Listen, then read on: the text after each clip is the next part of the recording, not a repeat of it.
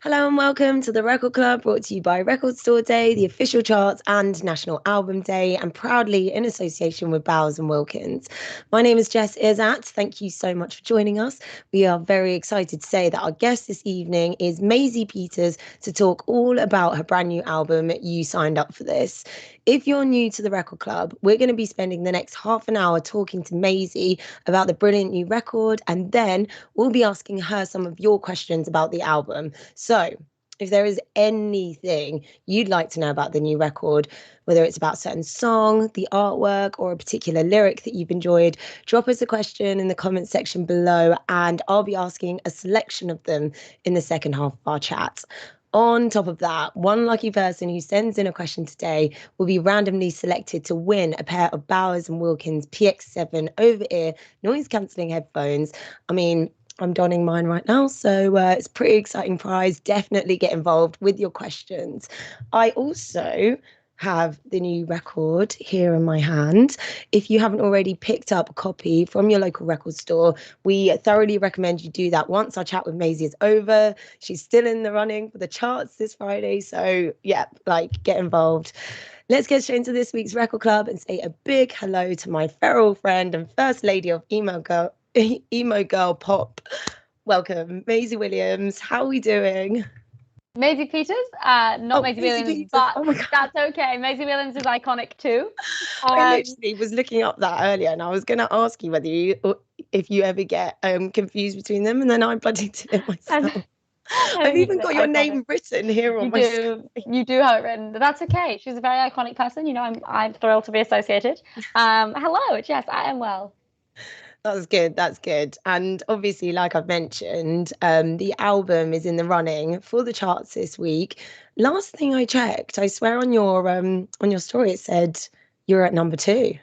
I was at number 2. So there's a big fat chart battle this week, which is hilarious and fun. And I think the top 3 is currently Churches and myself and Kanye, which is how I always knew my life would end in a fist fight with Kanye. So I'm happy to be here, and I actually think it's because Kanye dropped his album later on Sunday, and it was a surprise. And at first I was really sad because I was like, oh no, he's gonna swoop into the charts. But now I kind of think it's hilarious, and now I'll forever remember my album was fighting Kanye's album, and I think that's really funny. I think it's pretty iconic. To be fair, I actually haven't listened to the new Kanye album. Correct. That's in the right solidarity. Yeah. So I think Becky Hill's also dropped hers too. So I mean, there is a lot going on. It is a big chart battle. So every week on the Record Club, to kick things off, we have a question from one of our many amazing independent record stores in the UK. This week's question is from Spinning Discs in Sheffield. Maisie, they want to know, you had a track on the Birds of Prey soundtrack. So if you were a superhero or villain, who would you be? I mean, that was the main superhero film that I've watched because my song was in it. So I saw it 3 times because I was in the credits. And I very much enjoyed it. And I thought Harley Quinn was actually a legend, to be fair to her.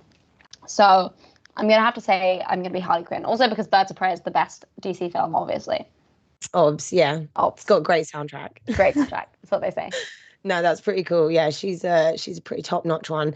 I know that they said who's going to be playing, I think, Poison Ivy in the next Batwoman film as well. Batwoman, Poison Ivy, they're all pretty cool too. So many queens. Of course, shout out to everyone from Spinning Discs in Sheffield who got your question to Maisie. What would you say, actually, because this is your debut album, what would you say has been the hardest thing about pulling together probably a life's worth of songs? What was the hardest thing? I think it's there's sort of a middle point in the journey. At the beginning, you're just sort of madly writing and collecting, and you're not really thinking about the final product. And then at the end, you know what's going in it, and you're just doing the finishing touches, and the end's in sight. So I guess the middle is kind of hard when you don't know. You have some of it, but not all of it, and everything needs to be finished, and everything needs to make sense with each other. And some songs you're not sure whether they'll make it or not, and then you write new songs, and you have to lose those songs. So I guess the middle part of indecision is hard. Were there any tunes on the album that almost didn't make the cut? Yes, many. Well, Psycho was written very late, so that was the last thing I wrote for the album, so that could have not existed had we not sort of written it that day and decided in a mad rush to finish it. I don't remember a time. I don't know. Psycho. I know. Imagine a world without Psycho. Truly terrible. And then there was another song. Well, I guess Boy was a song that I wrote with Ed and Joe, and we did it a while ago. We did it on the same day as Hollow, actually, but I wasn't sure whether I wanted the song for me. I was going to give it to some other people, and then I ended up keeping it. And then I still wasn't sure if I wanted it on the album, but I actually got some friends of mine called After Hours, who are amazing producers, to finish it. And they really lifted it to a new place. And then it's funny. I mean, I was very Psycho and Boy. I was very uncertain about putting on the album because I felt like they were a very different thing. And I was actually worried they were bad for like a good while, both of them, especially Psycho. I really thought Psycho was terrible for ages. And now I think it's like the most iconic song ever. So we've gone full circle. But I think that it's funny listening to it now in the context of the album. When I listen to the whole thing, I'm like, oh no, like these are such good songs and so important for the record, and like so you really need them in the album to like bring some light, I think. So I'm really glad they made it. I don't think I've ever heard any person so casually drop Ed into the conversation. No, what when they're talking about Ed Sheeran. Terrible. How is it working with Ed Sheeran? Oh, it's a wonderful time. The thing is that I'm very lucky, but I sort of have worked with him quite a few times, and I'm signed to his label, so we've hung out a bunch. So I do slip into just the Ed, which is terrible times. But no, he's so wonderful. He's so talented. He's so sweet and generous, and like true, like gives everybody so much of his time, and is the nicest, like politest person in the room. And yeah, he was obviously a phenomenal writer and so inspiring. So it's pretty sick. I don't know why, but I get the impression just because of Gingerbread Man records that he smells of gingerbread. Can neither confirm nor deny. And also, not only that as well, it's the first album that's been released on his label, isn't it? I think so. I would have to fact check that because I know he's done some stuff with Foy Vance. But I'm guessing in recent history, I'm going to say yes. Okay. Well, so obviously on the album you've worked with Ed. I also noticed on the writing credits that Frances was in there as well. Yeah. How was it working with her? So Frances is amazing. We've worked together actually for a really long time, probably since like 2017. And it's so cool. There aren't that many female producers or writers, really. It's something that definitely needs to change, but it's really sick with me and Frances. We've always just worked as a two, which is definitely a different energy, like than just working as women. I think you do end up with different things, or like you just end up with a different type of song, I think. Neither better nor worse, just different. So it was really nice actually that she got the songs on the album that she did. So we did Brooklyn and Tough Act together. And especially Brooklyn is like such an important song to me, and it's like so dear in my heart. And I feel like I really couldn't have made that with anyone else apart from Frances. So I'm really glad that we had other songs as well that were great that could have made the album but didn't. And yeah, I love working with her. I think she's so talented. She's really like one of the best people ever, and she's so talented, and she's also so stubborn. Like she basically just works out of her home in London and like refuses to go anywhere. And I think it's so iconic, and she has like all these like sweet cats. In this really nice house, and I just go around. Wait, how many cats are we talking? Only two, but they're like they're like weirdly the best cats I've ever met. Like they're like dogs. They're so cute, and they love Frances so much, and they like follow her around and sit on her lap, and they're just the most adorable things in the whole world, and I'm obsessed. So I like go around and just play with her cats. That is so amazing. I love that. And so you mentioned Brooklyn.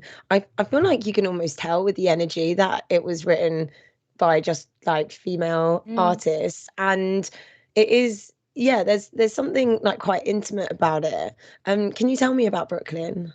Yeah, I'd love to. So Brooklyn I wrote with Frances, as I said, and it's a song about my sister. I have a twin sister called Ellen, and it's a song about us going to New York together on holiday in 2019, in October, I think 2019. And so we were 19. Yep, we were 19, and it was the first time we'd been on holiday like without my parents. And I guess it was kind of the first time we'd ever like been on the trip together as adults. And we went for 3 days. It was very quick. And the whole song is literally just like a chronological, factual retelling of that trip. Like it's not often that I write songs that are like so factually correct. But in this time I did. And yeah, it's literally just a retelling of that. And every lyric is like really cool to me because they're all like every single line I could go through and explain it, but it's like village is dead, Gemini panic. It's because we're from this like tiny village, and we're both Geminis. And it says quick out of bed, shuttle to Gatwick, because that was the airport that we went to always. And then it says noodles for breakfast, terrible tickets. And I let my sister book it, which I should never have done. I'm the organizer of the duo, and she booked these flights. It's so funny. She booked these flights at like 2 a.m., which I don't know if you've ever been to New York or if you've ever like done that flight, but if you leave London, if you leave like the UK at 2 a.m., so you basically haven't slept that night in UK time. So then you get to New York, but because of the time difference, you get to New York and it's like 10 a.m. So you have the whole day to go, and you've basically had no sleep. And we got there, and I just remember being like, Ellen, like, we've made such a mistake, because we got to our hotel room, we were like, it's 10, like, we've made it there, and we're just walking around in the days. And then you have, like, we borrowed these fake IDs from my friend Shah, who lives in New York, in Columbia, and we went on this night out, and my sister had, the fake ID that my sister had said Katie, and it was from Michigan. And when I was writing the song, when I was writing that verse, I actually scrolled through my photos because I'd taken this really like terrible photo of her with the ID because it was funny. And I zoomed in and I saw that the ID said Katie from Michigan. So I was like, wrote that in. Yeah. And we went for sushi. Like the whole thing is just entirely true. I was going to say, when you said noodles for breakfast in that, I was like, I sincerely hope you're not slating it, because it's great. It's when you're like, you have like Wagamamas at 3 a.m. and you're like, what is wrong with my life? Like, I've made an error. Honestly, it's just one of the warmest songs. I remember listening to it for the first time and being slightly confused, because obviously on a first listen, it kind of feels quite like you can feel the love in there, but you're not sure whether it's about a love interest, because the rest of the record is so heartbreaking. But also this one, like, you can feel the love in it. And I was like, who's it about? And then I discovered that you had a twin sister, and then I fell down a wormhole watching Sad Girl Summer and welcome your karaoke videos. Oh my God, welcome. I was like, I should probably be doing more research about the album, but I'm literally enjoying this way too much. Have you ever written any music with your twin sister? Absolutely not. She's definitely not a songwriter. She's not really still a musician. I actually FaceTimed her earlier today, and she was lamenting because I was saying I'm going to America soon, and she was like, I'm in my flat and I've got no plans. And I was like, sorry, Ellen. But she's a queen. She's so funny. She's very unmusical. I used to try and make her be in a band with me when we were kids. I was like, please be in a band, and she didn't want to. So it's on her. I can imagine you tried to bring her along with that. Absolutely. The music video as well. If anyone hasn't checked it, Brooklyn music video is like, has my heart. Makes me want a sister so badly. Oh. Do you have a favorite lyric on the album? Big question. There's lots of lyrics, and they're all very direct. I love them. There's so many lyrics. Yeah, I do have a couple favorites that come to mind. I really love. I have a lot of favorites. I love in Hollow. I say you're the one that got away, and you got away with a lot. And I love that lyric because it sort of means so many different things. There's like 3 different meanings to that, and I guess like a sort of smart person in me likes that. I like so many blank slates I could build a whole fucking house, which is in I'm trying. And I also go in I'm trying. I've got friends. I've got at least a healthy 5. Yes, and people think I'm funny. Baby, don't look so surprised, which is really great. I love an Aldo Pool. That's witty. In Aldo Pool, I go, I was 15, now I'm 15 and a fool. And that's like the saddest thing in the world to me. I'm obsessed with that. And Aldo Pool as a general thing is so sad. And then Love Him I Don't. I like Fell For You and Got a Bad Concussion. And in Volcano, I like All or Nothing, You Chose Nothing. Volcano, I've literally written down my favorite one. I was like, I feel like this is a bit me. Thought I'd be a cool girl, but turns out I'm livid. I'll cry you a river and then drown you in it. Yeah. I was going to say, if I was feeling emo, like, my MSN name or something. Also, one of them that quite got me, what was it? Outdoor Pool, I don't know, it brought me right back to my school days. I was just like, this is, hardcore. When someone only likes you sort of outside of other people being able to see. And then there was a bit where you say, it's the worst day of my life, but it's all good. And it's like, that is so classic. Like, if someone asks if you're okay and you just say, I'm fine, when you're not. And cutting us deep, Maisie. Cutting. When the album came out, it's so funny because I haven't even, like, again, my sister is an iconic legend, and I hadn't sent her the album because she just listens when things come out. And both her and my best friend from school and my other best friend from school, actually, so 3 of them all messaged me and they were like, who is Outdoor Pool about? They were like, when did you do that? And I was like, guys, it's not real. I'm sorry to break it to you. Outdoor Pool is not real. I never kissed my crush in Outdoor Pool, and none of that happened. But it's just like we were writing the song and we were just like got like sort of wrapped up in the imagination and in the storytelling, and lots of the details are true. Like when we were writing Outdoor Pool, I was so sort of keen to make it really British. And really feel exactly as you're saying, like it felt when you're in secondary school, and I go like bleach tips and a rugby sweatshirt, 2 apart in chemistry, first boy with a driver's license, heard you took Rebecca to HMV, and I was like just throwing in all of the sort of colloquial terms you could to just like bring you into it. But no, I did not kiss my crush in an Outdoor Pool. Damn.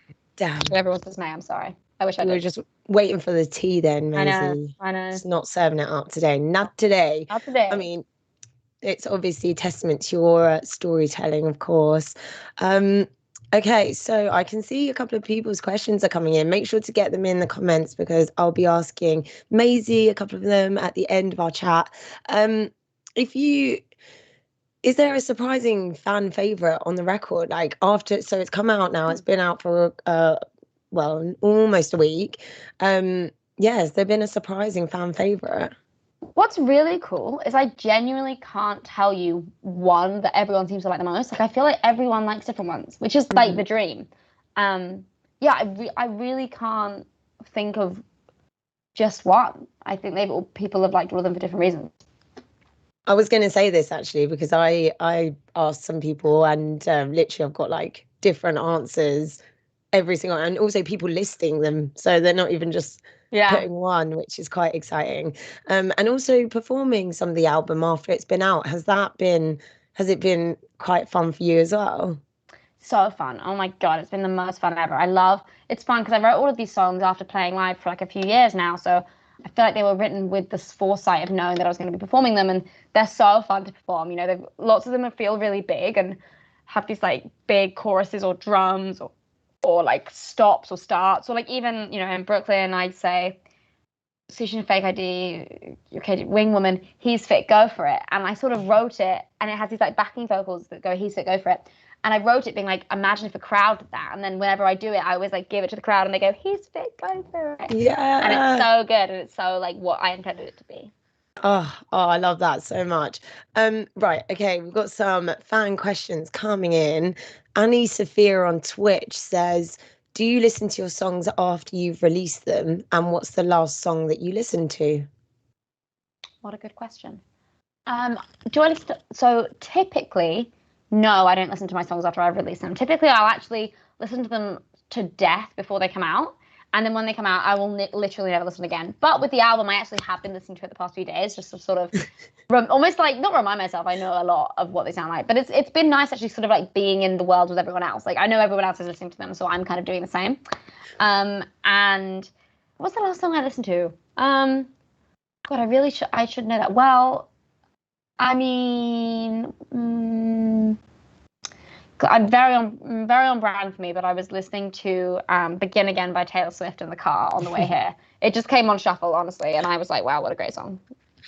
I was going to say, with the listening to the songs, it must, especially like you mentioned, Psycho, you weren't sure whether it was a good song or not. It must feel so different listening to it now, with how popular it's been. I think songs are so different once they come out, because in like a nice and a sort of sad way, like before they come out, they feel so big and like special and magical and secret. Like they feel like you listen to them, or at least I do, and I think, wow, this is like the biggest thing ever. Like not big as in like successful, just like it feels so exciting and fresh. And then it comes out, and in a kind of nice way, they suddenly feel very small. They feel like this is just a song on Spotify and I can just play it. But it's like, that sounds really sad, but it's not, because once it's out, like it's not for me anymore. It's like really for everyone else. But there is definitely a bit of that, like when you have to let go of songs and you realize they're just part of the world now. I'm sure they feel very big and special to lots of people. That's true. I'm sure they do. Matt Batty on Maisie's Facebook page says, congrats on a truly brilliant album. Was it difficult deciding on the running order of the songs, as this can make or spoil an album? Interesting. So in classic feral form, I I kind of did the running order as I went a little bit, to be fair. Like I had a list on my phone and I did like a rough one quite early on, and then I would kind of chop and change it. And I always knew there was some stuff that was always going to happen. So like You Signed Up For This was always number one, and Tough Act was always the last one. But then it's interesting actually, like very last minute, like one thing that did change. So for ages, I wanted Love Him I Don't to be track 2, like literally until the last hour of sending it off. Because in Love Him I Don't, I go, is this the intro? And I was like, oh, that's a perfect like second song. And also that's my favorite song on the album, and I felt very me, and I was like, I want this to be track 2. And then I actually had someone I work with say that they didn't feel like the energy was right for a track 2, and I didn't want to do it. And then I was kind of looking and I was like, maybe they're right. So I moved, I'm trying to track 2. And I'm so glad I did that, because I think that I'm Trying is actually the perfect track 2, because it's kind of, again, it sets up the personality. You go like London 2020, Boy and a Girl Broke Up, Years to a Penny. And it really like sets the scene. And I feel like my tone of voice is the clearest in that song. You really immediately learn like my personality and my humor and my sort of wit and way of saying things. So actually, it was a great last minute move. But no, a lot of this, the album track listing, I did finished it like the last hour. And here's a feral fact. Before I sent it off, and I had not listened to the whole thing in order. Like I'd listened to like the beginning of songs into the next song, and then I would like skip through because I didn't have time because I was feral. But I'm actually really pleased with the track listing. I actually think I smashed it. And I listened to it the other day and I was like, this is a great order. So yeah, well done me. I agree. Came through last minute. Round of applause. Tough Act being the last one, I remember thinking like, that was the end. And like another artist came off, and I was like, oh my God, she's left me wanting more after the debut album. It's very, very well thought out, even if you didn't listen to it. Terrible. Front to back, yeah. Terrible fact. Chloe Gunn on Maisie's page says, what inspired the lyric, pulled a parachute as the ground came rushing in Volcano? It's cool. So Volcano was about somebody who I guess never pays like the consequences of their actions, and who sort of leaves you really hurt and really confused, and just seems to sort of not have to deal with any of that. So in that song I go, all or nothing, you chose nothing, pulled a parachute as the ground came rushing, which to me is like, there was hurt coming, there was bad coming, and this person just like pulls a parachute and they get out and you're left to like hit the ground, but they're gone, and it goes, you got away with it. Maisie, the whole thing is really heartbreaking. The whole thing, I'm just like, this is so emotional. And also, I remember thinking on a first listen, like, oh, this is really nice. I remember listening on the tube, and you kind of get the gist of like, the sound and everything. But when you like really focus in on the lyrics, I was like, wait a second. No, that song's very sad. It's very sad. Yeah. Clem Bramley on the Record Club's page. How do you get over songwriter's block? I've been stuck for 2 years.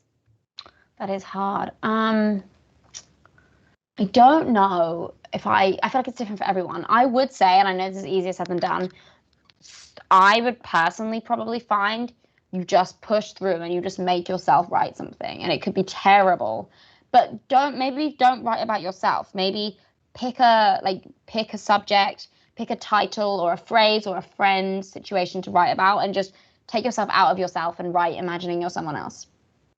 Yeah, I agree. Sometimes like setting yourself some sort of not a boundary, but like a project might be easier, like a title, and then you put your own spin on it. I feel like that's very good advice.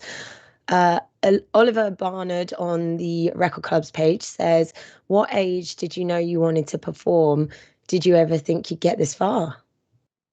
Oh my God. I think I knew I wanted to perform probably like 14, 15, because I started sort of doing pub gigs, and I had a YouTube channel, and I was playing local festivals. But I never probably thought I'd get this far. It's very surreal because it doesn't really, when you're doing it, you're in it, and you're sort of, it's very normalized, and you're sort of working away, and you're, doing the next thing and the next thing, and going to this place and that place and saying hi to this person, that person. And I feel like you don't really absorb the fact that like I'm sort of doing the thing. Like I'm playing shows. I have an album that's going to chart. Like that doesn't feel like a thing that would happen to me, or like I don't know. It's very bizarre to absorb. I don't think I've absorbed it yet. Reminder, stream You Signed Up For This and buy it from your local record. I saw El Divine also shouted you out about it as well. I did. We ran into each other on Brick Lane. It was so good. Ah, right. We've got one from Serena Parks on Maisie's page says, "Are you going to do some more shows soon? I really need to experience Brooklyn live." I would love to. We're coming to the end of our record store tour, which has been so fun. And then I think it's going to be a little break for the rest of this year, but I'm going to come back with a bang for next year, for more shows, more tours, hopefully, and some more exciting stuff. Which was your favorite record store performance? What a good question. Weirdly, I mean, they were all really amazing. I'm really lucky. Literally every single one was amazing. But I really enjoyed the in-stores I did in HMVs, which was like sort of acoustic sets. And it was in the middle of the day, and it was sort of fans who would turn up, and it was just something really intimate and cozy. And it was only like 30 to 100 people probably. And it was just really nice to be able to see everyone, like, sort of with the lights on, and it kind of became like an informal chat, a little bit of stand-up, a little bit of singing, and it was just like a really sort of nice, intimate thing, and I really enjoyed those. And that was in Manchester and Birmingham. I really hope that we can see your stand-up again. Oh, I really soon. go off. All right, Maisie, I know that you have to go soon because you're currently at Maida Vale doing a session on Radio 2. So everyone, you can tune in for that. What time is your live session? Is it terrible to say I don't know? I think it's in like half an hour. I literally have no idea. Very, very soon. Okay, 8. cool. Actually, no, I know for a fact it's 8. Okay, 8. You've got a little bit of time. Can you tell us what you're performing, or is that a secret? Yeah. No, I can. You've had it here first. I'm doing You Signed Up for This, doing Helicopter for my soundtrack for Trying, and then I'm doing a cover of a very iconic song, of which I think I'll leave it a secret for now, but you want to tune in, Taylor 8 Swift? p.m. No, it's... I don't know. That was just a guess. Yeah. Trying to get it out of you. Thank you so much for joining us. Thanks that for is having just me. about it for today. And you guys, obviously, copy the album. Get it before Friday. Stop streaming Donda and only stream this, and then we're good to go. We're good to go. How are you going to celebrate on Friday? I don't know. What am I even doing? Where even am I? I think I'm in Leeds. But I need to move into my house on Saturday. And I also need to, I think, angrily call my estate agent. So maybe I'll do that. Nice. Bit of everything, bit of humbleness, and a bit of fun as well. Party hats as well. Exactly. Getting nice and feral. Always. Mm-hmm. Yeah. That's it for today. Thank you so much, Maisie, for joining us. And if you haven't got yourself a copy of You Signed Up for This, then you've got to go order one now from your local record shop. I'm also excited to announce that the winner of this week's Bowers & Wilkins Wireless Headphones prize is, drumroll, Chloe Gunn on Maisie's page. So please slide into the Record Club's DMs and we'll get those headphones to you. Thank you, everyone, for joining us and sending in your questions. Our next guest will be announced on the Record Club's social media very soon, so make sure you're following us. Plus, all previous episodes are available to watch back on our YouTube channel. Maisie, thank you so much, and we'll see you all next time. Amazing. See you next time.